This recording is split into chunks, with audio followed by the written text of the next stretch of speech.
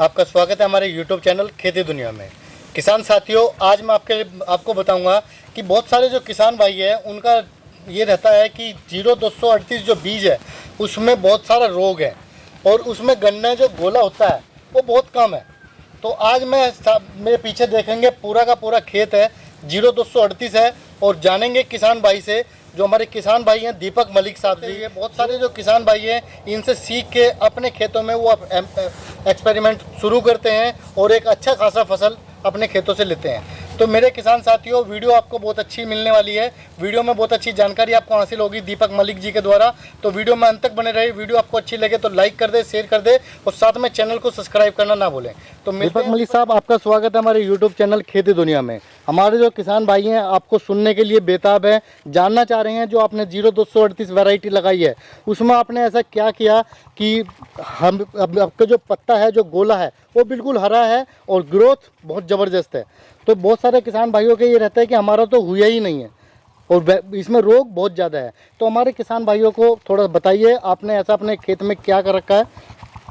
सबसे पहले तो किसान खेती दुनिया वालों का स्वागत हो, वो है मेरे खेत पर आए। धन्यवाद। और सभी दर्शक भाइयों को मेरा नमस्कार, सभी किसान भाइयों को मेरा नमस्कार। ये बात चल रही है, मैं भी बहुत से ग्रुपों में जुड़ा हुआ हूँ, बहुत फेसबुक पर भी बहुत मिलता रहता हूँ कि 0238 खत्म हो चुका है, अल्टरनेट तो इसका नहीं है। मगर अगर हम फसल चक्र और बुआई पर, बीज पर ध्यान दे रहे तो कोई दिक्कत नहीं है। आज की तारीख में भी इसका कोई भी अब तक मारने वाला बीज नहीं आया जी। कहीं ना कहीं थोड़ा घना 0118 है। अब रोग की बात करें तो अब की बार कोई रोग नहीं है, कसम खाने को मुझे तो पता नहीं। मेरा टैंकर खड़ा है, परसों मैं इस खेत में स्प्रे किया और स्प्रे भी मुझे इस आम के लिए करना पड़ेगा क्योंकि बुगले वगैरह जो बैठते हैं वो पत्तों पर जो बीट बीट पड़ी थी, कुछ मुझे दिखे धब्बे से दे, मतलब एक स्प्रे पहला स्प्रे हुआ इस पर, कोई कोराजन नहीं। हाँ, अब की बार जो सुधार किया मैं, पिछले बार तो 8-10 बीघे खेत में किया था मैंने, अब की बार फोर्स प्लस एक तो दूसरे पानी पर लगा दिया, 3 महीने का रिजल्ट तो वहाँ ले लिया। अब यहाँ मिट्टी चढ़ाने पर दे दिया तो मुझे तो बिल्कुल राहत मिल रही। और मेरा गोला ऊपरले वाले की दुआ सब ऐसा का ऐसा ही रहेगा। शुरू के साल तो 2007 में हमारा गोला भागा था क्योंकि हम 84-36 बोते थे, हमारा यूरिया पर वही हाथ सेट था। मगर अब की बार नहीं है, एक स्प्रे है परसों किया, 8 दिन के बाद पत्ते की अगर अभी फिलहाल 3 अंगल का तो 5 अंगल का मिलेगा, ये मेरा दावा। हाँ, वही देख रहा हूँ मैं, अभी पत्ते का साइज ही नाप के देख रहा था, पूरे 4 अंगल का पत्ता हो रहा है। परसों शाम स्प्रे किया इसमें जी। और रंग इसका ऐसा ही है, रंग में कभी कमी नहीं आई। हाँ, थोड़ा अगर पानी की दिक्कत यहाँ आ जा, पानी का थोड़ा अभाव हो, ट्वेल भी अगर हम चलाते हैं, ट्रैक्टर से चलती है, राजवा चला गया था अब की बार, तो थोड़ी सी ऊपर तो सूखा आया उधरली साइड में जिधर का जमीन थोड़ी टाइट है, वरना वैसे कोई दिक्कत नहीं है। और अगर हम इस खेत में बो रहे तो पड़ले चक से बीज लाते हैं, पड़ले चक में बो रहे तो इस चले आते। हम कभी भी 150 के बराबर का बीज किसी भी वैरायटी का नहीं, इसका नहीं, किसी का भी नहीं बोते।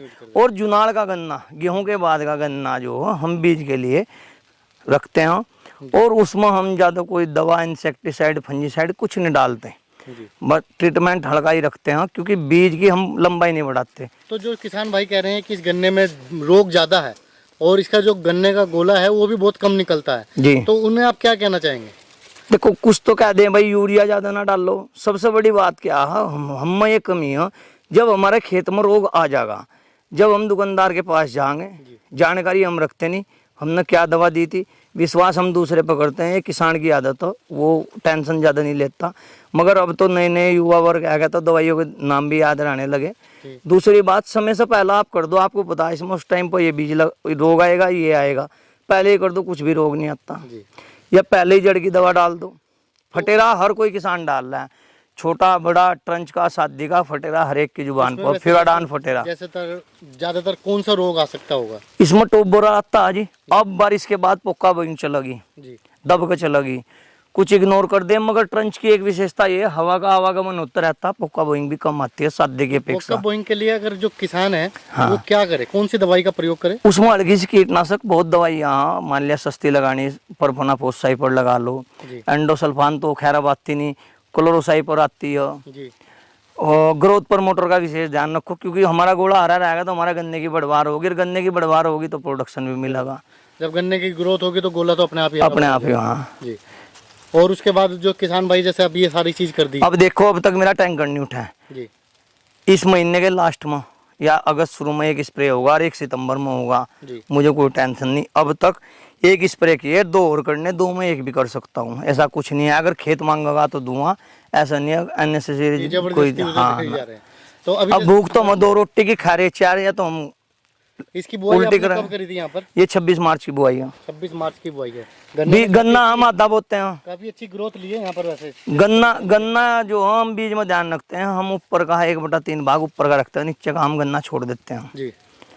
तो उससे क्या फायदा होता है? एक तो जमाव अच्छा होता है, वो नीचे का जर्मिनेशन उस टाइम पर कम होता है, क्योंकि हर कोई आदमी अब खरपतवार होगा तो हर्बिसाइड का इस्तेमाल करेगा, तो निचले गन्ने पर लग जा तो उसमें आँख जो अंधे भी हो जाते हैं, थोड़ी कम होती है। हाँ, करो जम भी नहीं पाता कहीं, अगर आंखों पर लग जाता। क्यों लेबर से सब कराते हैं, ये नहीं पता उसने कहाँ तक किया। दवाई बहुत तेज आ रही। आज खरपतवार का स्प्रे करा सुबह तक खरपतवार साहब। जी। एक दुकानदार भी कर रहे, लगनी 10 बीघे में दवा लगवा दे वो 5 में। अब जो वो आती है मतलब इसका ज्ञान का भाव भी कम है थोड़ा कि कितने मात्रा में यूज करना है। तो वो आती है जी, मैं नाम चूक गया, एक तो यही आती है पैराक्विट जी। इसे भी छोड़ दो, मेरा 71 लगवा रहे। जी। एक तो और आती है उसमें जो 5 बीघे में आधा किलो लगवा रहे, 12 बीघे में लगाओ ना आधा किलो। तो मतलब वो ये एक ज्ञान का अभाव भी कम है। हाँ। जिसके अनुसार कि अगर ज्यादा लगा देते हैं तो वो गन्ने पे भी इफेक्ट डालती है। जी। दुकानदार पहले डोज बीघे कम बताओ। अगर 1 एकड़ की दवा आती है 6 बीघे की आती थी, उसे पहले ही 5 में करंट लगे, एकड़ ही 5 का मान लिया। ऐसे ही जो दवाई की परसेंटेज बढ़ती जा रही है, उसकी जो डोज हैवी करवा दें। तो जो अभी हमारे किसान भाई हैं आपके साथ लाइव हमारे साथ जुड़े हुए हैं, तो उन्हें आप क्या कहना चाहेंगे? आप इस तरीके से दुकानदारों पे ज्यादा उस पर भरोसा ना करके एक अपने देखो जानकारी, देखो दुकानदारों पर तो भरोसा करना पड़ेगा, अपने परिचित से लें, जानकार से लें, बिल लें। दूसरी बात, फसल चक्र का भी अहम रोल है, चाहे पेस्टिसाइड पर गन्ना नहीं होता। अगर आपकी जो है जमीन की उर्वरा शक्ति खत्म है, आपने गन्ने में गन्ना बो रहे तो कैसे होगा?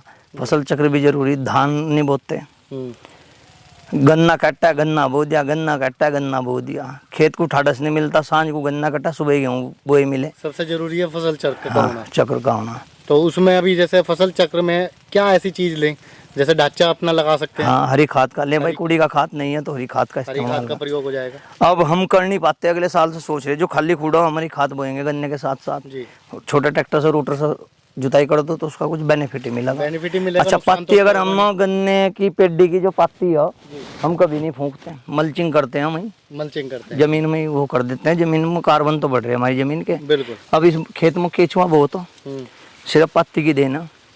बिल्कुल। कार्बनिक खाद जो बनना है वो फिराडान डालना, बताओ फिराडान डाल ले, केंचुआ जो मित्र कीट है फिलहाल किसानों का खत्म।